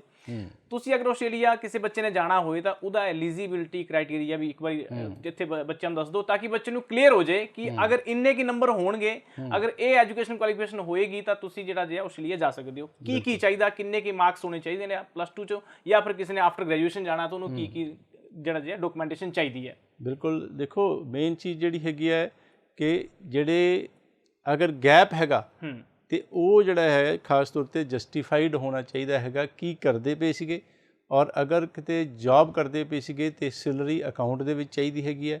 ਫੰਡਸ ਜਿਹੜੇ ਨੇ ਤਕਰੀਬਨ 25 ਤੋਂ 30 ਲੱਖ ਰੁਪਏ 6 ਮਹੀਨੇ ਪੁਰਾਣੇ ਚਾਹੀਦੇ ਹੈਗੇ ਨੇ ਜੀ। ਆਈਲੈਟਸ ਦੇ ਬੈਂਡ ਓਵਰਆਲ 6 ਨਾਟ ਲੈਸ ਦੈਨ 5.5 ਜਿਹੜੇ ਗ੍ਰੇਡ 12 ਵਾਸਤੇ, ਔਰ ਗ੍ਰੈਜੂਏਟਸ ਜਿਹੜੇ ਨੇ ਮਾਸਟਰਸ ਜਾਂ ਪੋਸਟ ਗ੍ਰੈਜੂਏਟ ਪ੍ਰੋਗਰਾਮਸ ਵਾਸਤੇ ਜਾਣਗੇ 6.5 ਓਵਰਆਲ ਬੈਂਡ ਜਿਹੜੇ ਨੇ ਚਾਹੀਦੇ ਨੇ। ਸਟ੍ਰਿਕਟ ਹੈਗਾ ਆਸਟ੍ਰੇਲੀਆ ਇਹਨਾਂ ਗੱਲਾਂ ਨੂੰ ਲੈ ਕੇ, ਐਲੀਜੀਬਿਲਿਟੀ ਨੂੰ ਲੈ ਕੇ ਕਾਫੀ ਸਟ੍ਰਿਕਟ ਹੈਗਾ। ਤੁਹਾਡੀ ਜਿਹੜੀ ਪ੍ਰੋਫਾਈਲ ਹੈ ਉਹ ਸਾਡੇ ਆਫਿਸਿਸ ਦੇ ਵਿੱਚ ਜਾ ਕੇ ਤੁਸੀਂ ਆ ਕੇ ਡਿਸਕਸ ਕਰ ਸਕਦੇ ਹੋ। ਡਾਕਟਰ ਗਗਨਦੀਪ ਕੌਰ ਜੱਜੀ, ਜਿਸ ਤਰ੍ਹਾਂ ਮੈਂ CICC ਮੈਂਬਰ, ਕੈਨੇਡਾ ਅੰਬੈਸੀ ਦੀ ਵੈਬਸਾਈਟ 'ਤੇ ਨਾਮ 2003 ਤੋਂ ਕੰਪਨੀ, ਬਹੁਤ ਲੰਬਾ ਜਿਹੜਾ ਤਜਰਬਾ, ਔਰ ਖਾਸ ਤੌਰ 'ਤੇ ਜਿਹੜਾ ਹੈ ਕੈਨੇਡਾ ਦੇ ਬਹੁਤ ਲੰਬੇ ਜਿਹੜੇ ਬਹੁਤ ਸਾਰੇ ਜਿਹੜੇ ਕੇਸਿਸ ਬਹੁਤ ਲੰਬੇ ਟਾਈਮ ਤੋਂ ਮੇਰਾ ਐਕਸਪੀਰੀਅੰਸ ਹੈਗਾ। ਡਾਕਟਰ ਗਗਨਦੀਪ ਕੌਰ ਜੱਜੀ ਮਾਰਾ ਮੈਂਬਰ ਨੇ, ਮਾਰਾ ਏਜੰਟ ਨੇ, ਜਿਹੜੇ ਆਸਟ੍ਰੇਲੀਆ ਗੌਰਮੈਂਟ, ਆਸਟ੍ਰੇਲੀਆ ਅੰਬੈਸੀ ਤੋਂ ਮਨਜ਼ੂਰ ਸ਼ੁਦਾ ਕੰਸਲਟੈਂਟ, ਔਰ ਆਸਟ੍ਰੇਲੀਅਨ ਜਿਹੜੀ ਗੌਰਮੈਂਟ ਦੀ ਡੈਜ਼ਿਗਨੇਟਿਡ ਬੋਡੀ ਹੈਗੀ ਜਿਹੜੀ ਜਿਹੜੀ ਮਾਰਾ ਜਿਹੜੀ ਹੈਗੀ MARA ਉਸ ਦੇ ਮੈਂਬਰ ਨੇ। ਉਹਨਾਂ ਦੀ ਦੇਖ ਰੇਖ ਦੇ ਵਿੱਚ ਆਸਟ੍ਰੇਲੀਆ ਦੇ ਸਾਰੇ ਜਿਹੜੇ ਵੀਜ਼ੇ, ਚਾਹੇ ਸਟੱਡੀ ਵੀਜ਼ਾ ਜਾਂ ਜਿਹੜੇ ਵਿਜ਼ਟਰ ਵੀਜ਼ਾ ਜਾਂ ਕਿਸੇ ਵੀ ਤਰ੍ਹਾਂ ਦਾ ਵੀਜ਼ਾ, ਉਹਨਾਂ ਦੀ ਦੇਖ ਰੇਖ ਦੇ ਵਿੱਚ ਵੈਲਕਮ। ਜਿਵੇਂ ਕਿ ਸਰ ਤੁਸੀਂ ਹੁਣ ਗੱਲ ਕੀਤੀ ਆਸਟ੍ਰੇਲੀਆ ਦੀ ਵਿਜ਼ਟਰ ਵੀਜ਼ੇ ਦੀ, ਹੁਣ ਬਹੁਤ ਸਾਰੇ ਇਹੋ ਜਿਹੇ ਲੋਕੀ ਨੇ ਉਹ ਕਹਿੰਦੇ ਕਿ ਇੱਕ ਵਾਰੀ ਆਸਟ੍ਰੇਲੀਆ ਅਸੀਂ ਵਿਜ਼ਿਟ ਕਰਨਾ ਹੈ, ਤੇ ਵਿਜ਼ਿਟਰ ਵੀਜ਼ਾ, ਸਟੂਡੈਂਟ ਵੀਜ਼ਾ ਤੁਸੀਂ ਦੱਸਤਾ ਕਿ ਇਹ ਜਿਹੜੀ ਕ੍ਰਾਈਟੇਰੀਆ ਹੈਗਾ, ਇਹ ਤੁਸੀਂ ਅਗਰ ਡਾਕੂਮੈਂਟੇਸ਼ਨ ਪੂਰੀ ਕਰਦੇ ਹੋ, ਨੰਬਰ ਪੂਰੇ ਕਰਦੇ ਹੋ ਤਾਂ ਆਸਟ੍ਰੇਲੀਆ ਤੁਸੀਂ ਐਲੀਜੀਬਲ ਹੋ। ਹੁਣ ਜੇ ਆਪਾਂ ਵਿਜ਼ਿਟਰ ਦੀ ਗੱਲ ਕਰਾਂਗੇ ਤਾਂ ਬਹੁਤ ਸਾਰੇ ਇਹੋ ਜਿਹੇ ਲੋਕੀ ਹੈਗੇ ਨੇ ਜਿਹੜੇ ਆਸਟ੍ਰੇਲੀਆ ਵਿਜ਼ਿਟ ਕਰਨਾ ਚਾਹੁੰਦੇ ਨੇ, ਚਾਹੇ ਉਹ ਟੂਰਿਸਟ ਦੇ ਪਰਪਸ ਨਾਲ ਹੋਏ ਜਾਂ ਵਿਜ਼ਿਟਰ ਦੇ ਪਰਪਸ ਨਾਲ ਹੋਏ, ਉਹਨਾਂ ਦਾ ਮਕਸਦ ਹੈ ਕਿ ਇੱਕ ਵਾਰੀ ਆਸਟ੍ਰੇਲੀਆ ਜਾ ਕੇ ਆਉਣਾ ਹੈ। ਤੇ ਔਰ ਸਭ ਤੋਂ ਵੱਡੀ ਗੱਲ, ਤੇ ਉਹਨਾਂ ਨੂੰ ਕਿੰਨਾ ਗੱਲਾਂ ਦਾ ਧਿਆਨ ਰੱਖਣਾ ਚਾਹੀਦਾ ਔਰ ਬੇਸਿਕਲੀ ਕੀ ਰਿਕੁਆਇਰਮੈਂਟ ਉਹਨਾਂ ਲਈ ਤੁਸੀਂ ਸੁਜੈਸਟ ਕਰੋਗੇ ਆਸਟ੍ਰੇਲੀਆ ਵਾਸਤੇ? ਬਿਲਕੁਲ ਰਿੱਕੀ ਜੀ, ਦੇਖੋ ਚਾਹੇ ਆਸਟ੍ਰੇਲੀਆ ਜਾਂ ਕੈਨੇਡਾ ਹੈ ਜਾਂ ਕੋਈ ਹੋਰ ਕੰਟਰੀ ਹੈਗਾ, ਚਾਹੇ UK ਹੈਗਾ, ਮੇਨ ਜਿਹੜਾ ਸਭ ਤੋਂ ਪਹਿਲਾ ਕ੍ਰਾਈਟੇਰੀਆ ਜਿਹੜਾ ਜ਼ਰੂਰੀ ਚਾਹੀਦਾ ਹੈਗਾ, ਉੱਥੇ ਕੋਈ ਰਿਲੇਟਿਵ ਹੋਏ। ਅਗਰ ਫੈਮਿਲੀ ਮੈਂਬਰ ਦਾ ਮਤਲਬ ਬੇਟਾ ਬੇਟੀ ਔਰ ਪੇਰੈਂਟਸ, ਗ੍ਰੈਂਡ ਪੇਰੈਂਟਸ, ਇਹ ਜਿਹੜੇ ਬ੍ਰਦਰ ਸਿਸਟਰ, ਬਿਲਕੁਲ ਜਿਹੜੇ ਫੈਮਿਲੀ, ਇਮੀਡੀਏਟ ਫੈਮਿਲੀ ਨੰਬਰ 1 ਤੇ। ਉਸ ਤੋਂ ਬਾਅਦ ਜਿਹੜਾ ਹੈ ਨੰਬਰ 2 ਤੇ ਬਲੱਡ ਰਿਲੇਸ਼ਨ ਦਾ ਮਤਲਬ ਮਾਮਾ, ਚਾਚਾ, ਤਾਇਆ, ਫੁੱਫੜ, ਭੂਆ, ਇਹ ਜਿਹੜੇ ਸੈਕੰਡ ਤੇ। ਥਰਡ ਤੇ ਕਜ਼ਨ ਜਿਹੜੇ ਡਿਸਟੈਂਟ ਰਿਲੇਟਿਵ ਹੋ ਗਏ, ਔਰ ਫੋਰਥ ਤੇ ਫਿਰ ਆ ਜਾਂਦੇ ਫਰੈਂਡ। ਜਿੱਦਾਂ ਜਿੱਦਾਂ ਅੱਗੇ ਜਾਵਾਂਗੇ ਵੀਜ਼ਾ ਸਕਸੈਸ ਰੇਟ ਘਟਦਾ ਜਾਏਗਾ, ਜਿਹੜੇ ਇਮੀਡੀਏਟ ਫੈਮਿਲੀ ਮੈਂਬਰਸ ਵਾਸਤੇ ਵੀਜ਼ਾ ਸਕਸੈਸ ਰੇਟ ਜ਼ਿਆਦਾ ਹੋਏਗਾ।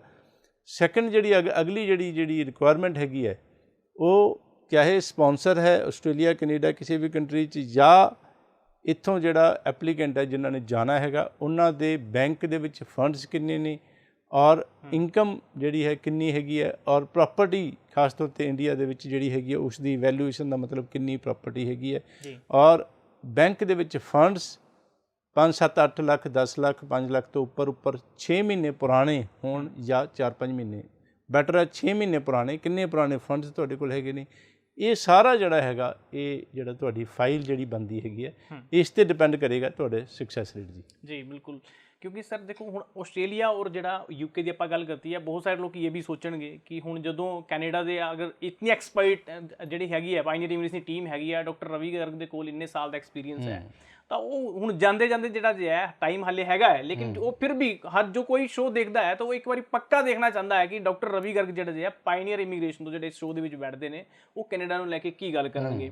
ਅੱਜ ਮੈਂ ਤੁਹਾਨੂੰ ਕੈਨੇਡਾ ਨੂੰ ਲੈ ਕੇ ਇੱਕ ਗੱਲ ਕਲੀਅਰ ਪੁੱਛਣਾ ਚਾਹਾਂਗਾ ਇਸ ਮੰਚ ਦੇ ਉੱਪਰ। ਦੇਖੋ ਬਹੁਤ ਸਾਰੀਆਂ ਰਿਫਿਊਜ਼ਲਾਂ ਕੈਨੇਡਾ ਨੇ ਦਿੱਤੀਆਂ ਨੇ 2 ਸਾਲਾਂ ਦੇ ਵਿੱਚ, ਮੰਨਦੇ ਹਾਂ ਅਸੀਂ, ਬਹੁਤ ਸਾਰੇ ਬੱਚੇ ਜਿਹੜੇ ਹੈਗੇ ਨੇ 2-3 ਵਾਰ ਰਿਫਿਊਜ਼ ਹੋ ਕੇ ਬੈਠੇ ਹੋਏ ਨੇ, ਔਰ ਹੁਣ ਅਪਲਾਈ, ਹਾਲਾਂਕਿ 2 ਵਾਰ ਰਿਫਿਊਜ਼ਲ ਬੇਸ਼ੱਕ ਹੋ ਗਈ ਹੈ, ਲੇਕਿਨ ਉਹ ਕਹਿੰਦੇ ਇੱਕ ਵਾਰ ਫਿਰ ਟਰਾਈ ਕਰਨਾ ਹੈ, ਸੀ ਮਤਲਬ ਹਾਰ ਨਹੀਂ ਮੰਨੀ ਹਾਲੇ ਤੱਕ। ਅੱਛਾ, ਰਿਫਿਊਜ਼ਲ ਦੇ ਵਿੱਚ ਲਿਖਿਆ ਹੁੰਦਾ ਹੈ ਕਿ ਤੁਸੀਂ ਕੈਨੇਡਾ ਤੋਂ ਵਾਪਸ ਨਹੀਂ ਆਉਣਾ, ਉੱਥੇ ਸਟੱਡੀ ਕਰਨ ਤੁਸੀਂ ਜਾ ਰਹੇ ਹੋ, ਤੁਸੀਂ ਉੱਥੋਂ ਵਾਪਸ ਨਹੀਂ ਆਉਣਾ, ਇਸ ਕਰਕੇ ਅਸੀਂ ਤੁਹਾਨੂੰ ਰਿਫਿਊਜ਼ ਕਰ ਰਹੇ ਹਾਂ। ਇੱਕ ਟੈਗ ਲਾਈਨ ਜਿਹੜੀ ਜੀ ਹੈ, ਉਹ ਅਗਰ ਜੇ 100 ਬੱਚੇ ਦਾ ਵੀਜ਼ਾ ਰਿਫਿਊਜ਼ ਹੁੰਦਾ ਹੈ ਐਮਬੈਸੀ ਤੋਂ, ਤਾਂ ਮੈਨੂੰ ਲੱਗਦਾ ਕਿ 97 ਦੇ ਵਿੱਚ ਜਿਹੜਾ ਜੀ ਹੈ ਉਹ ਲਾਈਨ ਲਿਖੀ ਹੁੰਦੀ ਹੈ। ਬਾਕੀ ਦਾ ਅਗਰ ਕ੍ਰਾਈਟੇਰੀਆ ਨਹੀਂ ਮੈਚ ਕਰਦਾ ਉਹ ਵੱਖਰੀ ਗੱਲ ਹੈ, ਲੇਕਿਨ ਅਗਰ ਇਹ ਲਾਈਨ ਲਿਖੀ ਹੁੰਦੀ ਹੈ ਔਰ ਰਿਫਿਊਜ਼ ਬੱਚਾ ਹੁੰਦਾ, ਤਾਂ ਉਹਦੇ ਲਈ ਤੁਹਾਡੇ ਕੋਲ ਕੀ ਮੈਸੇਜ ਹੈ, ਕੀ ਕਹਿਣਾ ਚਾਹੋਗੇ ਰਿਫਿਊਜ਼ਲ ਵਾਲੇ ਬੱਚਿਆਂ ਨੂੰ? ਰਿੱਕੀ ਜੀ, ਜਿਹੜੀ ਇਹ ਰਿਫਿਊਜ਼ਲ ਵਾਲੀ ਜਿਹੜੀ ਹੈਗੀ ਹੈ ਲੈਟਰ, ਇਹ ਜਿਹੜੀ ਉਹਨਾਂ ਦੀ ਜਨਰਲ ਲੈਟਰ ਹੈਗੀ ਹੈ, ਜਿਹੜੀ ਕਿ ਅਗਰ ਪੰਜਾਬ ਦੀ ਗੱਲ ਕਰੀਏ, ਮੰਨ ਲਓ 10,000 ਵਿੱਚੋਂ 2,000 3,000 70-80% ਦਾ ਸਕਸੈਸ ਰੇਟ ਆਮ ਤੌਰ 'ਤੇ ਹੁੰਦਾ ਹੈ। ਸਾਡਾ 80-85% ਦੇ ਕਰੀਬ ਹੈਗਾ। ਅਤੇ ਉਹ ਜਿਹੜੇ ਵੀਕ ਕੇਸਿਸ ਨੇ ਜਾਂ ਜਿਨ੍ਹਾਂ ਦੇ ਜਿਹੜੇ ਗੈਪ ਜ਼ਿਆਦਾ ਨੇ, ਉਹ ਜਿਹੜਾ ਮੰਨ ਲਓ 10 ਸਾਲ ਦਾ ਗੈਪ ਹੈਗਾ, ਅਤੇ ਸਾਡੇ ਬਹੁਤ ਸਾਰੇ ਵੀਜ਼ੇ ਆਏ ਨੇ, ਲੇਕਿਨ ਲੀਨੀਅੰਟ ਵੀਜ਼ਾ ਅਫਸਰ ਦੇ ਦੇਗਾ, ਕੋਈ ਸਟ੍ਰਿਕਟ ਵੀਜ਼ਾ ਅਫਸਰ ਹੈਗਾ ਅਤੇ ਓਬਜੈਕਸ਼ਨ ਵੀ ਲਗਾ ਸਕਦਾ ਹੈ। ਸੋ ਇਸੇ ਤਰੀਕੇ ਨਾਲ ਮਾਰਕਸ ਲੋ ਨੇ ਤਾਂ ਅਗੇਨ ਲੀਨੀਅੰਟ ਵੀਜ਼ਾ ਅਫਸਰ ਜਿਹੜਾ ਦੇ ਦੇਗਾ ਵੀਜ਼ਾ, ਸਟ੍ਰਿਕਟ ਵੀਜ਼ਾ ਅਫਸਰ ਅਗਰ ਮਾਰਕਸ ਲੋ ਨੇ ਤਾਂ ਓਬਜੈਕਸ਼ਨ ਲਗਾ ਸਕਦਾ। ਸੋ ਇਹੋ ਜਿਹੇ ਜਿਹੜੇ 100 ਦੇ ਵਿੱਚੋਂ 10-15 ਕੇਸ ਰਿਫਿਊਜ਼ ਹੁੰਦੇ ਨੇ, ਔਰ ਇਹ ਜਿਹੜਾ ਹੈਗਾ ਇਹ ਡਿਪੈਂਡ ਕਰਦਾ ਹੈਗਾ ਤੁਹਾਡਾ ਪ੍ਰੋਫਾਈਲ ਕਿਸ ਤਰ੍ਹਾਂ ਦਾ ਹੈਗਾ, ਔਰ ਉਸ ਨੂੰ ਦੇਖਦੇ ਹੋਏ ਅਗਰ ਇਹ ਜਿਹੜੀ ਰਿਫਿਊਜ਼ਲ ਦੇ ਵਿੱਚ ਜਿਹੜੀ ਲੈਟਰ ਹੁੰਦੀ ਹੈ ਸਾਰਿਆਂ ਦੀ ਸੇਮ ਹੁੰਦੀ ਹੈ, ਜਨਰਲ ਹੁੰਦੀ ਹੈ, ਸਾਰੇ ਹੀ ਰਿਫਿਊਜ਼ਡ ਕੇਸਿਸ ਨੂੰ ਸੇਮ ਲੈਟਰ ਭੇਜੀ ਜਾਂਦੀ, ਉੱਪਰ ਨਾਮ ਚੇਂਜ ਹੋ ਜਾਂਦਾ। ਅੱਜ ਕੱਲ੍ਹ ਸੌਫਟਵੇਅਰ ਦੇ ਵਿੱਚ ਇਸ ਤਰ੍ਹਾਂ ਦਾ ਹੈਗਾ ਕਿ ਵੀਜ਼ਾ ਦੇਣਾ ਅਤੇ ਵੀਜ਼ਾ ਵਾਲੇ ਬਟਨ 'ਤੇ ਦਬਾਉਣਾ ਅਤੇ ਉਹ ਇੱਕ ਪਾਸਪੋਰਟ ਰਿਕੁਐਸਟ ਜਿਹੜੀ ਹੈ PPR ਜਿਹਨੂੰ ਕਹਿੰਦੇ ਆ, ਉਹ ਜਨਰੇਟ ਹੋ ਜਾਏਗੀ ਨਾਮ ਉਹਦੇ 'ਤੇ ਲਿਖ ਕੇ। ਅਗਰ ਰਿਫਿਊਜ਼ ਕਰਨਾ ਹੈਗਾ ਅਤੇ ਰਿਫਿਊਜ਼ਲ ਲੈਟਰ ਸੇਮ ਜਿਹੜੀ ਹੈ ਜਨਰੇਟ ਹੋ ਜਾਏਗੀ, ਉੱਪਰ ਨਾਮ ਜਿਹੜਾ ਸਟੂਡੈਂਟ ਦਾ ਲਿਖ ਕੇ। ਸੋ ਇਹ ਜਿਹੜਾ ਟਾਈਮ ਬਚਾਉਣ ਵਾਸਤੇ, ਸੋ ਉਹ ਉਸ ਨੂੰ ਸੋਚਣ ਦੀ ਜ਼ਰੂਰਤ ਨਹੀਂ ਹੈ ਕਿ ਕਿਉਂ ਰਿਫਿਊਜ਼ਲ ਲੈਟਰ 'ਤੇ ਇਹ ਲਿਖਿਆ ਹੋਇਆ ਹੈਗਾ। ਡਿਪੈਂਡ ਕਰਦਾ ਪ੍ਰੋਫਾਈਲ ਕੀ ਹੈ ਸਟੂਡੈਂਟ ਦਾ, ਕਿ ਮਾਰਕਸ ਕਿੰਨੇ ਹੈਗੇ ਆ, ਬੈਂਡ ਕਿੰਨੇ ਹੈਗੇ ਆ, ਔਰ ਉਸ ਤੋਂ ਬਾਅਦ ਜਿਹੜਾ ਗੈਪ ਕਿੰਨਾ ਹੈਗਾ। ਅਗਰ ਚੰਗਾ ਕੇਸ ਹੈਗਾ, ਅਗਰ ਥਿਊਰੀ ਦੇ ਵਿੱਚ ਜਿਸ ਤਰ੍ਹਾਂ +2 ਦਾ ਸਟੂਡੈਂਟ ਹੈਗਾ ਅਤੇ ਥਿਊਰੀ ਦੇ ਵਿੱਚ 50% ਤੋਂ ਜ਼ਿਆਦਾ ਨੇ ਸਾਰੇ ਸਬਜੈਕਟਾਂ 'ਚ, ਖਾਸ ਤੌਰ ਤੇ। ਸੋ ਇਹ ਤੁਹਾਡੀ ਪ੍ਰੋਫਾਈਲ ਜਿਹੜਾ ਸਾਡੇ ਨਾਲ ਡਿਸਕਸ ਕਰ ਸਕਦੇ ਹੋ। ਅਗਰ ਵੀਜ਼ਾ ਦੇ ਚਾਂਸ ਹੋਏ ਤਾਂ ਰਿੱਕੀ ਜੀ ਚੰਗੀ ਗੱਲ ਇਹ ਹੈ 2-3 4 ਰਿਫਿਊਜ਼ਲਸ ਤੋਂ ਬਾਅਦ ਅਸੀਂ ਬਹੁਤ ਸਾਰੇ ਵੀਜ਼ੇ ਲਏ ਆ। ਚੰਗੀ ਗੱਲ ਹੈ, ਕੈਨੇਡਾ ਦੇ ਵਿੱਚ ਕੋਈ ਦਿੱਕਤ ਨਹੀਂ ਹੈਗੀ।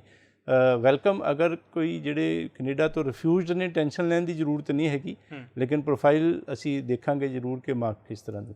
ਬਿਲਕੁਲ। ਦੇਖੋ ਰਿਫਿਊਜ਼ਲ ਦੀ ਗੱਲ ਕਰ ਰਹੇ ਆਪਾਂ ਤਾਂ ਦੇਖੋ ਕੰਸਲਟੈਂਟ ਨਾ ਕੋਈ ਪਰਮਾਤਮਾ ਨਹੀਂ ਹੈਗਾ। ਵੀਜ਼ਾ ਕੰਸਲਟੈਂਟ ਨੇ ਨਹੀਂ ਦੇਣਾ, ਵੀਜ਼ਾ ਦੇਣਾ ਐਮਬੈਸੀ ਨੇ। ਇੱਕ ਗੱਲ ਕੰਨ ਖੋਲ ਕੇ ਸੁਣ ਲਓ, ਮੈਂ ਬਾਰ-ਬਾਰ ਇਸ ਮੰਚ ਤੋਂ ਕਹਿਣਾ ਹੁੰਦਾ ਕਿ ਜਿਹੜਾ ਵੀਜ਼ਾ ਦਾ ਕੰਮ ਹੈ, ਵੀਜ਼ਾ ਜਿਹੜਾ ਦੇਣਾ ਹੈ ਨਾ ਕੈਨੇਡਾ ਦੀ ਯੂਨੀਵਰਸਿਟੀ ਜਾਂ ਕਾਲਜ ਨੇ ਦੇਣਾ, ਉਹਨਾਂ ਦਾ ਕੰਮ ਹੈ ਸਿਰਫ ਫਾਈਲ ਐਕਸੈਪਟ ਕਰਨੀ। ਵੀਜ਼ਾ ਜਿਹੜਾ ਦੇਣਾ ਉਹ ਕੈਨੇਡਾ ਐਮਬੈਸੀ ਨੇ ਦੇਣਾ। ਉਹ ਥਰਡ ਪਾਰਟੀ ਤੁਸੀਂ ਮੰਨ ਕੇ ਚੱਲੋ ਕਿ ਇੱਕ ਕਾਲਜ ਹੋ ਗਿਆ, ਇੱਕ ਕੰਸਲਟੈਂਟ ਹੋ ਗਿਆ, ਥਰਡ ਪਾਰਟੀ ਹੋ ਗਿਆ ਐਮਬੈਸੀ। ਜਿਹੜੇ ਥਰਡ ਪਾਰਟੀ ਦਾ ਕੰਮ ਹੈ ਉਹਨੇ ਵੀਜ਼ਾ ਦੇਣਾ, ਔਰ ਜਿਹੜਾ ਕੰਸਲਟੈਂਟ ਦਾ ਕੰਮ ਹੈ ਉਹਦਾ ਇਹ ਕੰਮ ਹੈ ਕਿ ਤੁਹਾਡੀ ਪ੍ਰੋਫਾਈਲ ਦੇ ਉੱਪਰ ਵਰਕ ਕਰਨਾ, ਤੁਹਾਨੂੰ ਰੈਲੇਵੈਂਟ ਕੋਰਸ ਦੇਣਾ, ਕਿਹੜੀ ਜਗ੍ਹਾ ਲਈ ਤੁਸੀਂ ਐਲੀਜੀਬਲ ਹੋ, ਕਿਹੜੇ ਕੋਰਸ ਲਈ ਐਲੀਜੀਬਲ ਹੋ, ਉਹ ਕੰਸਲਟੈਂਟ ਦਾ ਕੰਮ ਹੈ। ਲੇਕਿਨ ਇਨ ਬਿਟਵੀਨ ਫਿਰ ਵੀ ਰਿਫਿਊਜ਼ਲ ਆਉਂਦੀ ਹੈ ਤਾਂ ਡਾਕਟਰ ਰਵੀ ਗਰਗ ਇਸ ਮੰਚ ਦੇ ਉੱਪਰ ਕਹਿ ਰਹੇ ਨੇ ਕਿ ਘਬਰਾਉਣ ਦੀ ਲੋੜ ਨਹੀਂ ਹੈ। 4 ਰਿਫਿਊਜ਼ਲਾਂ ਲੈ ਕੇ ਜਿਹੜੇ ਬੈਠੇ ਹੋਏ ਸੀਗੇ ਉਹਨਾਂ ਦੇ ਵੀਜ਼ਾ ਵੀ ਰੀਸੈਂਟਲੀ ਆਏ ਨੇ। ਔਰ ਇੱਕ ਆਪਾਂ ਪਿਛਲੀ ਵਾਰ ਲਾਸਟ ਟਾਈਮ ਇਹ ਵੀ ਡਿਸਕਸ ਕਰਤਾ ਸੀਗਾ ਕਿ ਇੱਕ ਬੱਚਾ ਸੀਗਾ ਜਿਹਦੀਆਂ 8 ਰਿਫਿਊਜ਼ਲਾਂ ਆ ਚੁੱਕੀਆਂ ਸੀਗੀਆਂ, 9ਵੀਂ ਵਾਰ ਅਪਲਾਈ ਕਰਤਾ ਹੈ, ਬੱਚੇ ਦਾ ਵੀਜ਼ਾ ਆ ਗਿਆ। ਇਸੇ ਕਰਕੇ ਤੁਸੀਂ ਘਬਰਾਇਆ ਨਾ ਕਰੋ ਕਿ ਰਿਫਿਊਜ਼ਲ ਆ ਗਈ ਤਾਂ ਬਹੁਤ ਵੱਡਾ ਪਤਾ ਨਹੀਂ ਕਿਆ ਪਹਾੜ ਗਿਰ ਗਿਆ, ਪਰੇਸ਼ਾਨ ਹੋ ਜਾਂਦੇ ਹੋ, ਪੇਰੈਂਟ ਪਰੇਸ਼ਾਨ ਹੋ ਜਾਂਦੇ ਨੇ ਕਿ ਰਿਫਿਊਜ਼ ਹੋ ਗਿਆ ਬੱਚਾ। ਤੁਸੀਂ ਇਹ ਸੋਚ ਰਿਫਿਊਜ਼ਲ ਨੂੰ ਤੁਸੀਂ ਇਹ ਮੰਨ ਕੇ ਚੱਲੋ ਕਿ ਇੱਕ ਤਰ੍ਹਾਂ ਦੀ ਕੰਪਿਊਟਰ ਅੱਗੇ ਐਮਬੈਸੀ ਦੇ ਕੋਲ ਜਿਹੜਾ ਆਪਰੇਟਰ ਬੈਠਾ ਹੈ ਉਹਦੇ ਕੋਲ ਕੰਪਿਊਟਰ ਪਿਆ ਹੈ, ਤੁਹਾਡੀ ਪ੍ਰੋਫਾਈਲ ਦੇ ਉੱਪਰ ਕਲਿੱਕ ਕਰਦਾ ਉਹਨੂੰ ਇਹ ਲੱਗਦਾ ਕਿ ਵਾਕਿਆ ਹੀ ਕੋਰਸ ਰੈਲੇਵੈਂਟ ਨਹੀਂ ਹੈ, ਕੋਈ ਚੀਜ਼ ਨਹੀਂ ਹੈ, ਉਹਨੇ ਸਿਰਫ ਯੈਸ ਔਰ ਨੋ ਇਹੀ ਆਪਸ਼ਨ ਹੈ। ਅਗਰ ਉਹ ਯੈਸ ਤੇ ਕਲਿੱਕ ਕਰੇਗਾ ਤਾਂ ਪੀਪੀਆਰ ਰਿਕੁਐਸਟ ਆ ਜਾਏਗੀ, ਤੁਹਾਨੂੰ ਪਾਸਪੋਰਟ ਦੀ ਰਿਕੁਐਸਟ ਆ ਜਾਏਗੀ, ਪਾਸਪੋਰਟ ਭੇਜ ਜਾਓ, ਔਰ ਨੋ ਦੇ ਵਿੱਚ ਕਲਿੱਕ ਕਰੇਗਾ ਤਾਂ ਉਹਦਾ ਮੈਸੇਜ ਆ ਜਾਏਗਾ ਕਿ ਤੁਸੀਂ ਕੈਨੇਡਾ ਤੋਂ ਵਾਪਸ ਨਹੀਂ ਆਣਾ। ਮਤਲਬ ਇਹ ਲਾਈਨ ਜਿਹੜੀ ਹੈ ਟੈਗ ਲਾਈਨ ਬਣ ਚੁੱਕੀ ਹੈ ਅੱਜ ਦੀ ਡੇਟ 'ਚ। ਇਹ ਕੋਈ ਬਹੁਤ ਵੱਡਾ ਹਊਗਾ ਨਹੀਂ ਹੈ। ਇੱਕ ਸਰ ਜਾਂਦੇ ਬਹੁਤ ਵਧੀਆ ਮੈਸੇਜ ਤੁਹਾਡੇ ਤੋਂ ਸੁਣਨਾ ਚਾਹਾਂਗਾ। ਮੇਰੇ ਲਈ ਉਹਨਾਂ ਪੇਰੈਂਟਸ ਲਈ ਬਹੁਤ ਵਧੀਆ ਮੈਸੇਜ ਇਹ ਹੈ ਕਿ 5.5 ਬੈਂਡ ਦਾ ਅੱਜ ਦੀ ਡੇਟ 'ਚ ਵੀ ਬਹੁਤ ਰੋਲਾ। ਤੁਸੀਂ ਫੇਸਬੁੱਕ ਦੇਖ ਲਓ, ਇੰਸਟਾ ਦੇਖ ਲਓ ਤਾਂ ਬਹੁਤ ਸਾਰੀਆਂ ਐਡ, ਬਹੁਤ ਸਾਰੀ ਕੰਪਨੀਆਂ ਜਿਹਨਾਂ ਦਾ ਮੈਂ ਨਾਮ ਨਹੀਂ ਲਵਾਂਗਾ, ਜਿਹਨੂੰ ਕਹਿੰਦੇ ਕਿ ਜਾਣੀਆਂ ਮਾਣੀਆਂ ਕੰਪਨੀਆਂ ਪੰਜਾਬ ਦੀਆਂ, ਜਿਹੜੇ ਆਪਣੇ ਆਪ ਨੂੰ ਧੁਰੰਧਰ ਕਹਿੰਦੇ ਆ ਕਿ ਅਸੀਂ ਬਹੁਤ ਵੱਡੇ ਮਾਸਟਰ ਹੈਗੇ ਆ ਕੈਨੇਡਾ ਦੇ, ਉਹ ਕਹਿੰਦੇ ਕਿ 5.5 ਬੈਂਡ ਵਾਲਾ ਬੱਚਾ ਜੇ ਕਿਤੇ ਵੀਜ਼ਾ ਨਹੀਂ ਲੱਗਦਾ ਨਾ ਉਹ ਸਾਡੇ ਕੋਲ ਆ ਜਾਓ, ਮੈਂ ਤੁਹਾਨੂੰ ਕੈਨੇਡਾ ਭੇਜਾਂਗਾ। ਹੁਣ ਇਹ 5.5 ਬੈਂਡ ਵਾਲੇ ਕਿਹੜੇ ਕਾਲਜ ਨੇ, ਕਿਹੜੀ ਯੂਨੀਵਰਸਿਟੀਆਂ ਨੇ ਜਿਹੜੇ ਬੱਚੇ ਨੂੰ ਵੀਜ਼ਾ ਦੇ ਰਹੀਆਂ ਨੇ? ਦੇਖੋ ਕਾਲਜ ਤੁਸੀਂ ਗੱਲ ਕੀਤੀ, ਕਿਹੜੇ ਕਾਲਜ ਨੇ ਜਿਹੜੇ ਵੀਜ਼ਾ ਦੇ ਰਹੇ? ਕਾਲਜ ਤਾਂ ਵੀਜ਼ਾ ਨਹੀਂ ਦੇਗਾ, ਐਡਮਿਸ਼ਨ ਦੇਗਾ, ਲੇਕਿਨ 100 ਦੇ ਵਿੱਚੋਂ 5 ਕਾਲਜ ਨੇ ਜਿਹੜੇ ਕਿ 5.5 ਇਨ ਐਨੀ ਮੋਡਿਊਲ ਹੈਗੇ ਨੇ ਤੇ ਉਹਨਾਂ ਨੂੰ ਐਡਮਿਸ਼ਨ ਦੇਣਗੇ। 95% ਦੇਣਗੇ ਨਹੀਂ ਐਡਮਿਸ਼ਨ।